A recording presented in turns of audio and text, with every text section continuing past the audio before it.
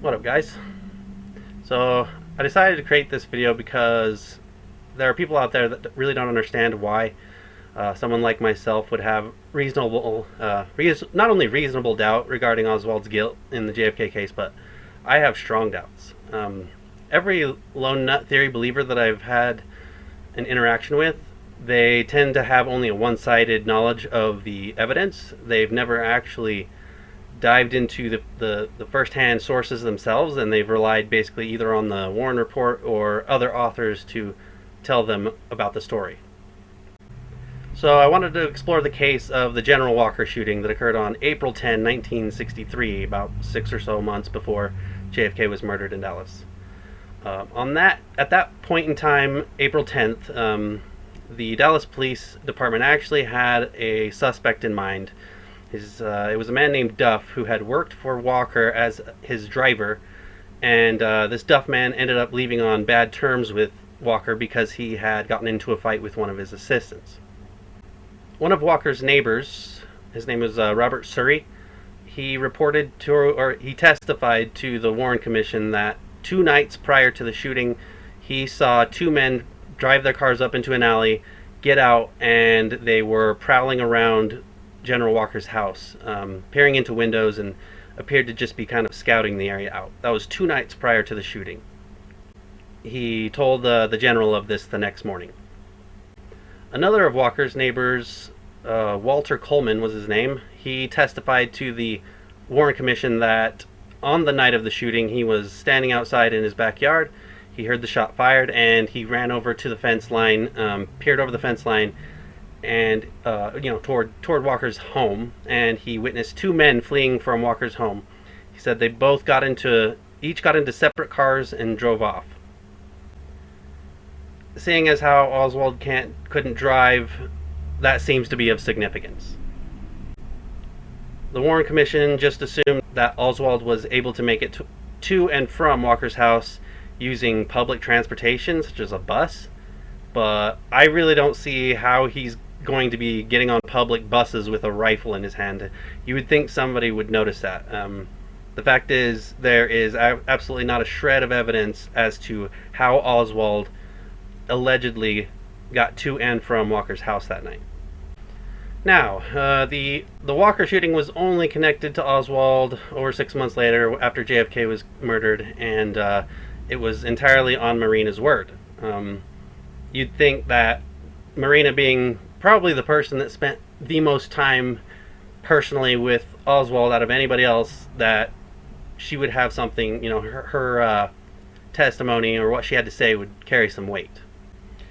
But an inspection of the evidence ourselves quickly reveals that there is quite a few reasons to seriously doubt that Marina was telling the truth about a lot of things. Firstly, she was being threatened by the FBI with being deported back to Russia if she didn't cooperate with them. And undoubtedly, her being a Russian that didn't speak very good English by herself in Dallas, Texas, which would have been a rabid anti-communist territory, she was undoubtedly very afraid. The fatal flaw, however, with Marina's testimonies is that she has a complete lack of credibility. She lied continually to FBI, Secret Service, and Warren Commission. She would say one thing and then say another thing, to the point that she even admitted during her Warren Commission testimonies that she had previously lied.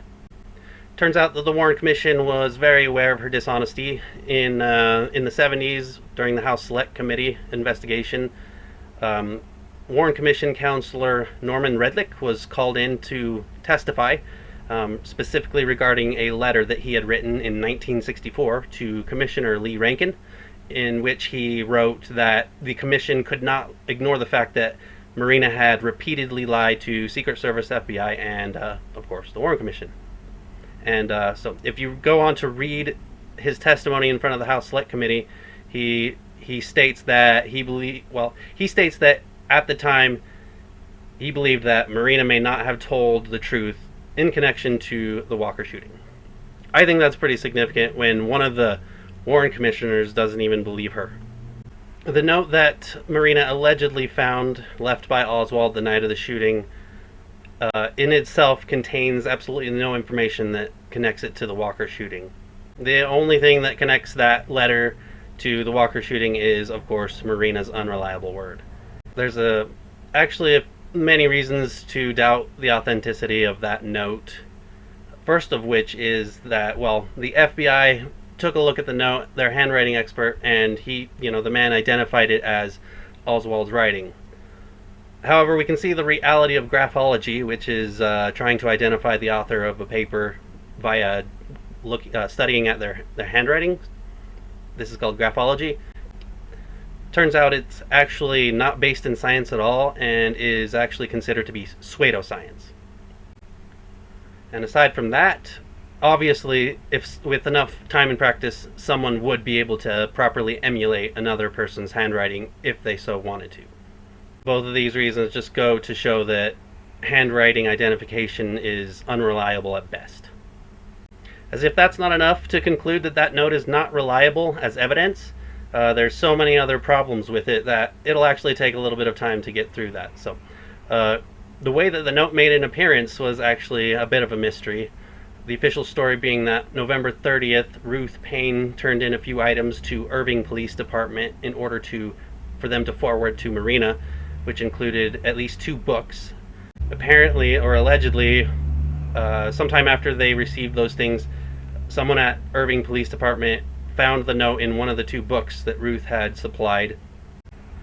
Apparently, or allegedly, the book had been sitting in Ruth Payne's house the entire time, from the beginning, even throughout the numerous searches of her house, where she, in fact, describes in front of the Warren Commission how agents were leafing through all of her books, leafing through the pages, trying to find papers inside the books, and yet somehow they happened to miss this one. As I stated before, one of the Irving Police Department officers allegedly found the note on December 2 and forwarded it to a Secret Service agent. However, there's no chain of custody for this note. We don't know which Irving police officer found the note or gave it to the Secret Service. Secret Service agent Gapadze, who was acting as Marina's translator, was suspicious about Ruth Payne's story about how this note originated. Marina's attorney, Mr. Thorne, also accused Ruth Payne directly of releasing the details of the note to local newspapers, even though she had claimed to know nothing about it. The FBI also tested the note for fingerprints.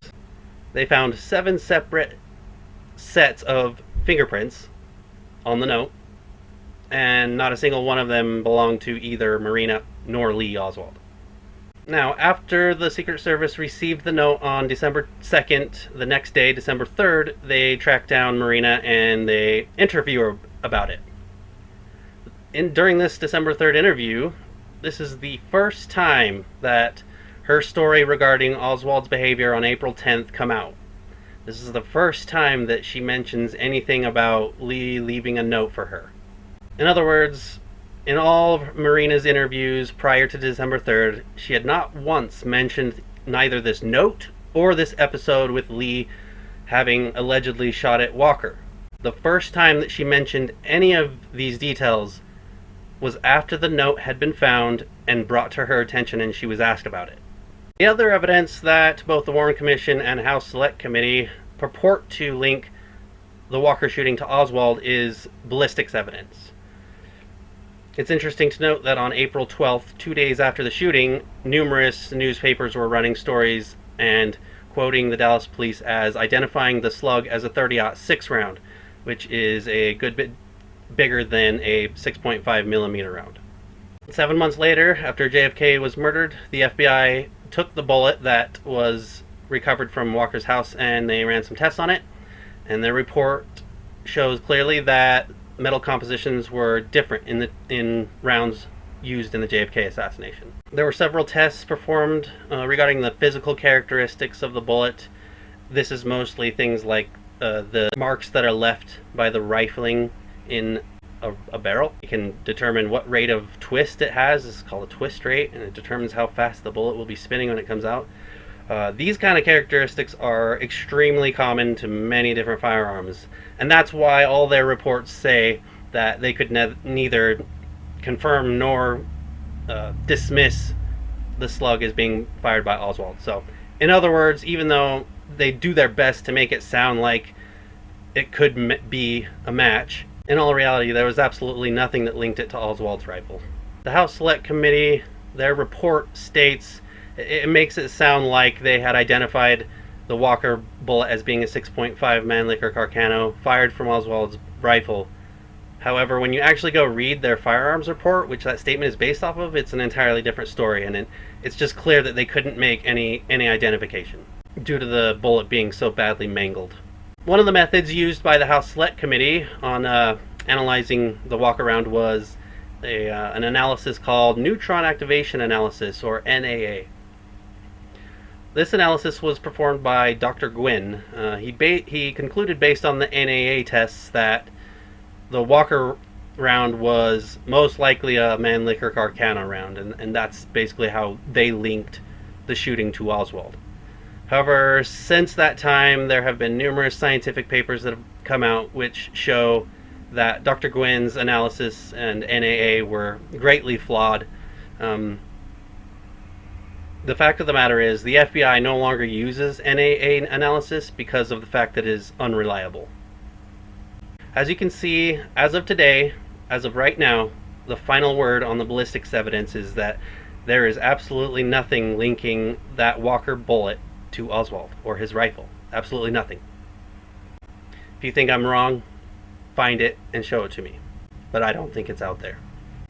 We've examined a good amount of evidence in the Walker incident, and when a person reads the Warren report and they read the section about the Walker shooting in the Warren report, they make it sound like he is just thoroughly guilty, airtight case, there's no way he didn't do it. However, as you can see, I've demonstrated that when you actually look into the evidence yourself, instead of relying on the Warren report or other authors to do it for you, you can see that the case against Oswald is flimsy at best, and that's being generous. I don't see any case at all against Oswald other than Marina's word, and that she has been shown to be a liar.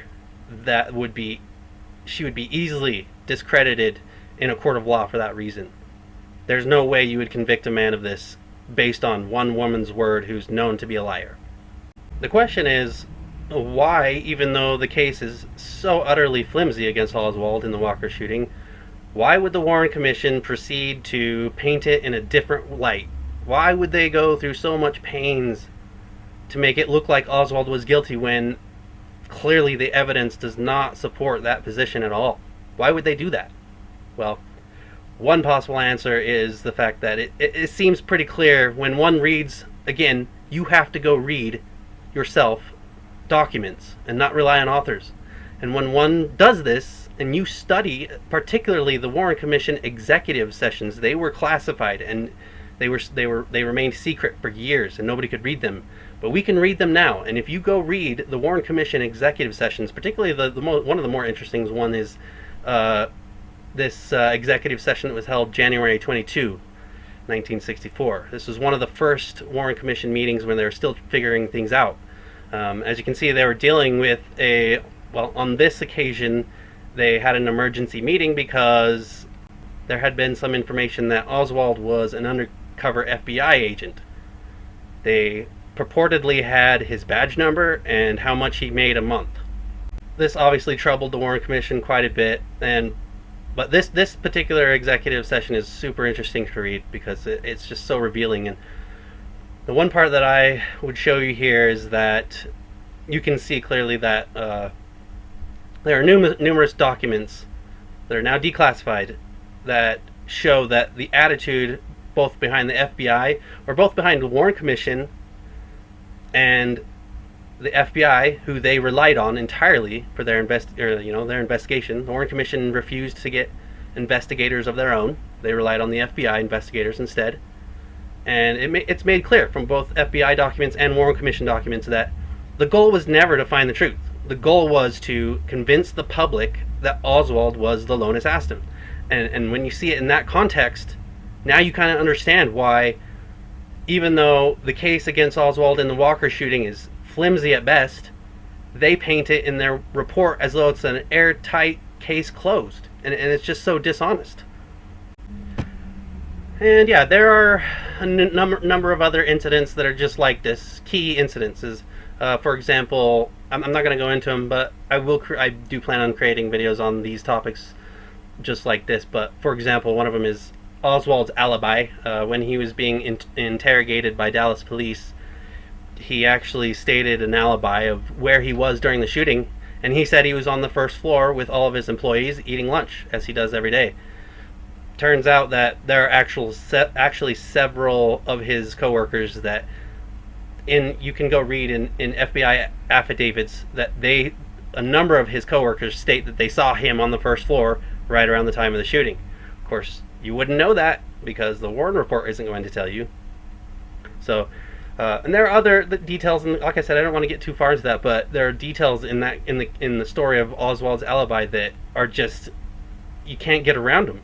There's corroborations between his testimonies and Oswald's interrogation under Dallas police and his coworkers that corroborate perfectly, and you just can't. That's not a coincidence. There's no way it was a coincidence. The only way they would know these details that they each corroborated was if they had actually seen and done the things they said. All right, let's summarize a quick review of what the evidence actually shows. The facts are as follows, according to the evidence. There's zero physical evidence that links Oswald to the Walker shooting. There is credible evidence that two unknown men, conspired to shoot and probably kill General Walker, even scouting his house out 2 nights prior to the shooting. The Warren Commission's version, where Oswald is apparently carrying his rifle on public transit like a bus, is just entirely implausible, and there is not a shred of evidence to indicate that Oswald did any such thing.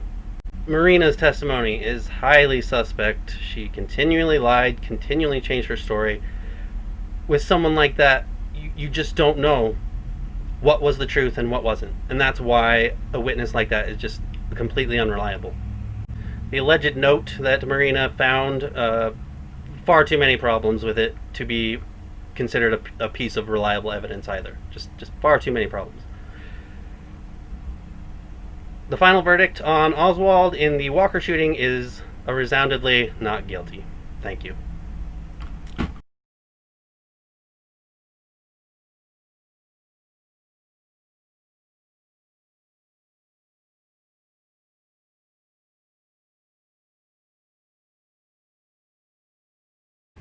They found 7 separate pairs of fingers don't come in pairs.